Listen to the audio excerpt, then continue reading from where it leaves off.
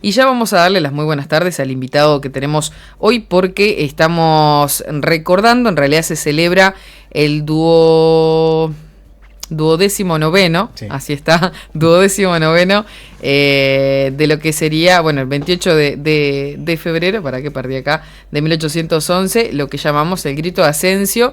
Bueno, que Efraín, que ya le damos las muy buenas tardes, nos va a estar hablando poco resumido de lo que estaríamos celebrando el día de mañana. Buenas tardes. Buenas tardes, Claudia, un saludo a toda la audiencia de Crónicas FM, muchas gracias por la invitación, un gusto estar acá. Sí, naturalmente, el grito de Asensio es la fecha más importante que posee la historia de este departamento. Sí. Soriano es un departamento que posee también mucha historia, es un departamento con historia. Ha hecho historia a lo largo del desarrollo político, social, educativo, económico del país. Y el grito de Asensio es el primer mojón, o es de alguna manera el primer escalón que aquellos paisanos, aquellos hombres que emprendieron la conquista o la toma de la Capilla Nueva de Mercedes el 28 de febrero de 1811, y va a terminar ese primer escalón en lo que va a ser la erección de un país nuevo, de un país independiente, un país autónomo, un país soberano, en el año 1828. Como dice nuestro escudo, sí, de Soriano, con el caballo blanco que simboliza la libertad, ¿no? Y si uno toma el blasón que aparece allí, azul, rojo y blanco con el caballo, forma los colores de Artigas, y el lema, ¿no? Aquí nació la patria, porque precisamente en Soriano nació la patria. En Soriano se va a dar el primer hecho de armas, que es conocido como la Admirable Alarma. ¿Y por qué Admirable Alarma? Bueno, precisamente porque es el primer grito de libertad. Bien. Porque es el primer escalón para la construcción de un país nuevo, para la independencia respecto a España. Y ese 28 de febrero, que hoy es una fecha muy importante, tiene su causa y tiene su origen en otro país, a miles de kilómetros de aquí. Bien. Y es bueno saberlo, ¿no? Sí. Porque esta historia, esta película, que se llama Grito de Asensio, tiene un origen. Y ese origen se remonta a 3 años antes de 1811. Esa película inicia en el año 1808. Bien. Cuando Napoleón Bonaparte, el emperador de los franceses, en el afán de querer conquistar toda Europa, decide y pone su mira en Portugal, pero para pasar por Portugal primero tenía que conquistar España. Llega a España, hace abdicar al rey español Carlos IV y a los derechos sucesorios de Fernando VII, su hijo. Y en ese momento, cuando España pierde a su monarca, pierde su monarquía, pierde a sus reyes, en ese momento se pone en marcha un procedimiento jurídico del pueblo español que siempre lo tuvo desde el siglo XII-XIII, que es que el poder reside en la soberanía. Y cuando el monarca no está, cuando el trono está vacante, el poder vuelve de vuelta al pueblo. Y esto es lo que sucede. Cuando Napoleón toma cautivo al rey Carlos IV, el poder regresa al pueblo español y el pueblo español se comienza a aglomerar, a juntar, ¿no? Se comienza a aglutinar en juntas. ¿Qué son las juntas? Son pequeños cabildos que se crean en las ciudades principales de España con el objetivo de gobernar provisoriamente el país. Bien. Hasta el regreso del rey. El poder es retenido en la junta y cuando vuelve el rey se devuelve. Porque el pueblo español otorga en usufructo el poder al rey. Pero cuando el rey no está, el poder vuelve de vuelta. Y lo mismo que sucede en España sucede en América. La primera junta que se va a crear en América, ¿no? Va a ser en Montevideo, en el año 1808. Pero la junta más importante es la junta que va a tener lugar 2 años después, en mayo. La llamada Junta de Mayo, del 25 de mayo del año 1810 en Buenos Aires. Bien. Esa junta, que va a estar formada por personalidades muy, pero muy importantes de la época, como Cornelio Saavedra, como Mariano Moreno, siguiendo la lógica del movimiento juntista en España y en América, que es, bueno, en ausencia del rey, nosotros creamos juntas para gobernarnos, cuando vuelva el rey, le otorgamos todo el poder de vuelta a él. Sin embargo, en Buenos Aires la Junta de Buenos Aires tiene una connotación mucho más americanista, empieza a defender mucho más los intereses de los americanos, en detrimento de los intereses de los españoles, empieza a decir, bueno, si nosotros nos aguantamos una invasión, 2 invasiones inglesas, unos años antes, en 1806 y 1807, ¿cómo no vamos a poder gobernarnos nosotros mismos. Y así comienza todo un proceso de americanización, ¿no?, del poder. Siempre, si vamos a la letra, ellos eran súbditos del rey, pero si vamos al sentimiento, en realidad claramente había una connotación americanista. Ellos querían ser ellos, americanos, ¿no? Aparte ya habían tenido los antecedentes de la Revolución Americana de Estados Unidos en el año 1776, o sea, ya había ideas filosóficas que venían de Inglaterra, de Francia, de España, ya había una sopa, un caldo de cultivo de ideas bastante revolucionario, bastante ilustrado, bastante racional. Y fue por eso que cuando el 25 de mayo de 1810 estalla la Junta, ¿no?, la Junta de Mayo, la Junta de Mayo dice, bueno, a partir de ahora todos los que se quieran juntar, todos los que quieran obedecernos y sumarse a nuestros esfuerzos por defender los derechos del rey, pero también por defender los derechos de los americanos, en ese momento hace un llamado.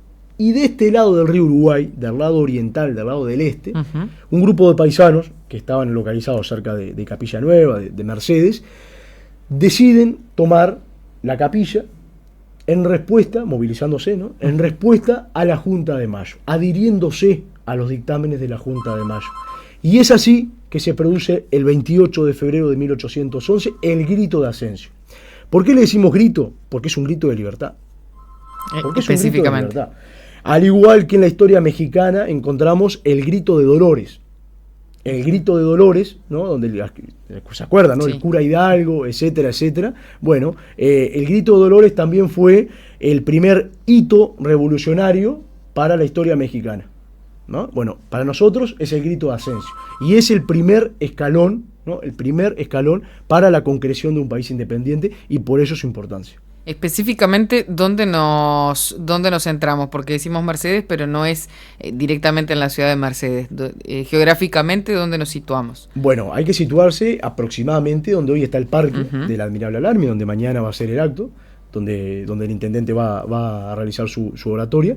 Allí en ese lugar, cercano a ese lugar, aproximadamente, tuvo lugar la reunión de estos paisanos, tuvo lugar te diría yo, ese deseo de querer priorizar lo americano a lo español. Esa era la meta, ¿no?, y adherirse a los postulados de la Junta de Mayo. Bien. Esa era la meta.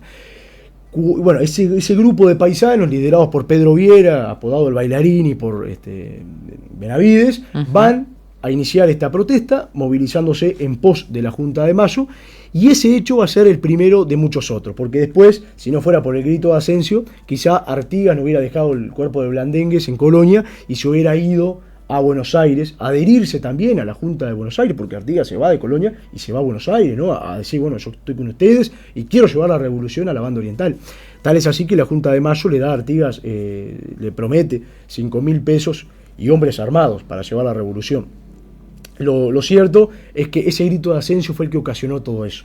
Ese grito de Ascencio en la banda oriental fue el gran iniciador, digamos, de la chispa revolucionaria que va a culminar unos años después, en 1828, con la construcción, con la constitución de un Estado independiente llamado República Oriental del Uruguay. Bien, o sea que este grito de Ascencio, este grito de libertad, como vos decías, es el génesis de todo lo que va a acontecer luego, como bien lo nombraste recién. ¿Quiénes eran los principales protagonistas de esta hazaña? Bueno, básicamente siempre se dice de que estaban liderados por dos hombres, por Pedro Viera, Venancio Benavides, que ellos dos van a ser de alguna manera los que van a unar el esfuerzo de estos paisanos. Y también hay que reconocer que aquellos tiempos, y esto es bueno que la audiencia lo conozca, ¿no? Sí. Que en aquellos tiempos había un mundo muy distinto al mundo que estamos viviendo hoy.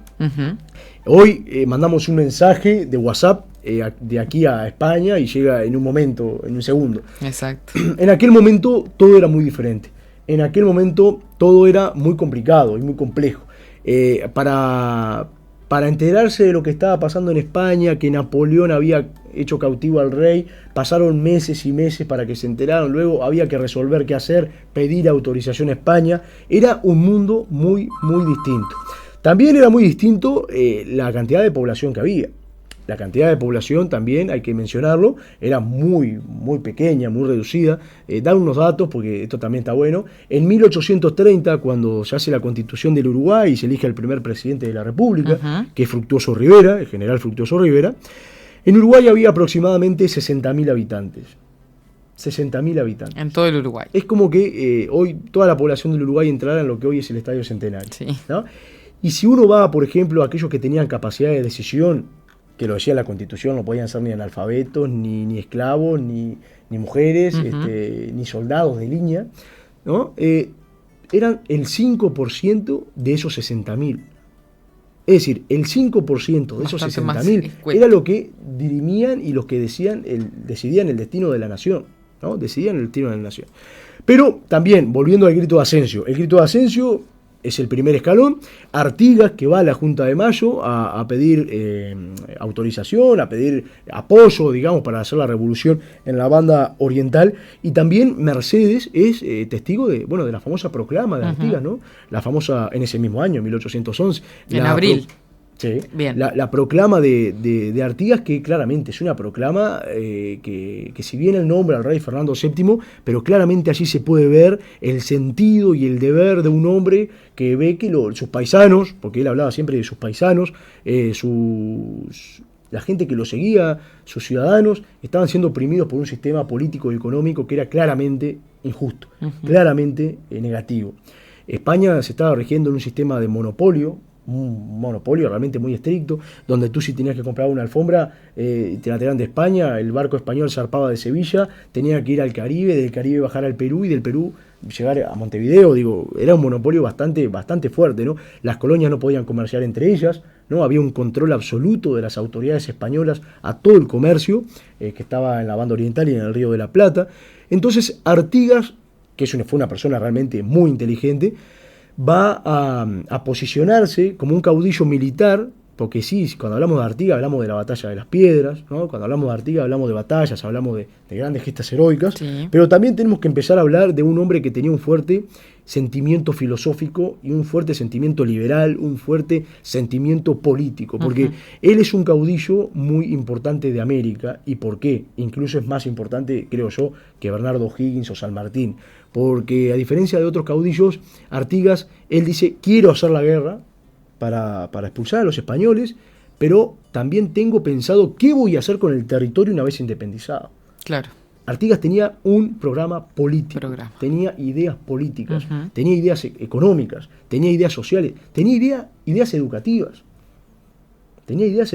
José Gervasio Artigas. Entonces, claramente es un caudillo que tenemos que resaltar desde ese punto de vista, ¿no? Desde ese punto de vista de la filosofía, desde ese punto de vista de su pensamiento político, y claramente, ¿no? Siempre reivindicando con el grito de Asensio. Si no hubiera existido un grito de Asensio el 28 de febrero del año 1811, bueno, seguramente las cosas no hubieran sido como sucedieron. Y toda la historia es como un juego de dominó. Una pieza va volteando a la otra. Exacto. Y yo te dije que la causa fundamental fue aquella conquista de Napoleón en España, en 1808.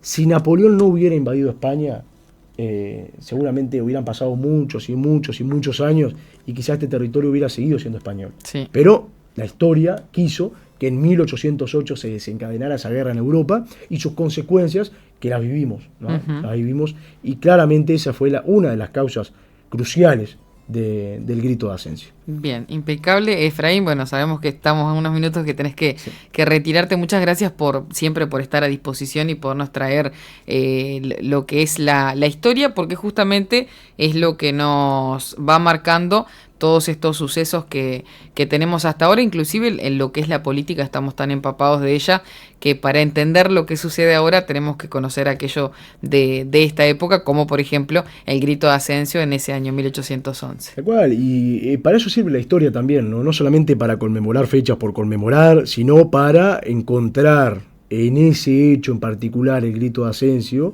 el sentido de nuestro deber en la sociedad de hoy. el sentido de nuestro deber, que tiene mucho que ver con lo que ellos querían, con lo que aquellos hombres del Asensio, del grito de Asensio, querían, que era un país mejor, que era, bueno, romper las cadenas de la opresión, que era la lucha de derechos. Entonces digo, recuperar la historia y estos hechos, porque no hay que verlo a los feriados como simple datos fríos, históricos, números, sino que hay que verlos en la esencia, en lo que ellos tienen en sí, ¿no? En lo que ellos predican, en su legado. Así que es una gran carga para estas generaciones y por supuesto que es una gran carga para nosotros, seguir perpetuándolo. Que justamente, como lo decís recién, lo tomamos como un feriado y muchas veces lo vemos del punto de, bueno, el libre, no hay clases, el trabajo, no en todos los lugares no trabajan, pero bueno, darle la mirada que realmente tiene que tener, que es el conocer la historia. Y uno también se alegra cuando un feriado no hay que trabajar, porque uno es humano. Sí, por supuesto. Le gusta, quiere tomarse un día, por supuesto que sí, pero también está bueno recordar estos hechos y decir, bueno, pará, estos tipos estaban dando la vida, ¿no? Lo más preciado que uno tiene por crear una tierra libre, por crear una tierra sin cadenas, y bueno, yo algo tengo que hacer con esta tierra que ya la tengo libre, bueno, hay que seguir haciéndola cada vez más libre. Exactamente. Y ese es el objetivo que tenemos. Exactamente. Y bueno, y ya que estamos, que nos quedan unos minutitos todavía, tenemos acá en el perfil de la Intendencia, que es mañana tenemos a ver si tengo por acá, sí, viernes 28 de febrero a la hora 9, es el acto protocolar en el Parque del Admirable Alarma. Mañana a las 9 de la mañana es el acto protocolar y dejamos hacer una invitación porque hoy a las 7 de la tarde en Anyway vamos a tener una tertulia histórica, están todos invitados, entrada libre y gratuita, hoy 7 de la tarde en Anyway, para hablar sobre el grito de Asensio. Van a haber comunicadores, profesores de historia, políticos, también para encarar esta fecha y la importancia que tiene. Muy lindo, hoy tenés un día bastante largo. Complicado. Bueno, Efraín, muchas gracias, Claudia, como siempre. Muchas gracias.